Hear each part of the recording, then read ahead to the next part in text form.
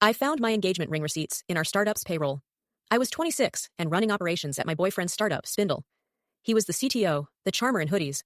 We lived together, shared a household savings account, and fed each other the myth that underdogs with grit are exempt from gravity. Red flags came disguised as hustle.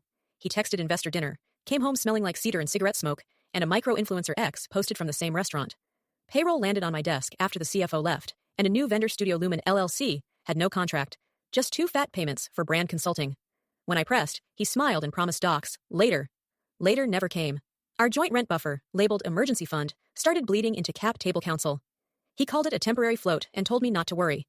For my birthday, he promised VIP concert tickets, then rescheduled for investors, and put the tickets on the company card with ALIA, listed at will call. In my email, I found something stranger. A deposit for an engagement ring on my card, and a final payment weeks later from our company's operating account, memoed as promo jewelry content. The crack widened in a phone booth. I overheard him say, "We'll keep lights on with consulting. Ops will cover it. No one looks at receipts until Series A." I didn't record it. I wrote it down. Then I booked a meeting with him, our board observer, and our ops lead. I projected the ledger, undisclosed consulting, missing contracts, personal expenses commingled with corporate funds. He called me jealous and said I was blurring lines. I said the lines were the point. Our observer initiated an internal audit and removed him as a signatory.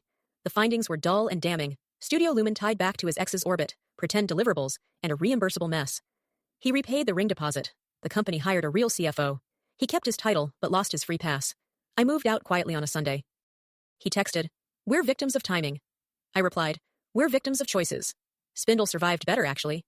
I learned that, don't worry, is not a strategy, and normalize is a word that can dim your brain. If you feel that warmth when someone tells you not to worry, turn on a light.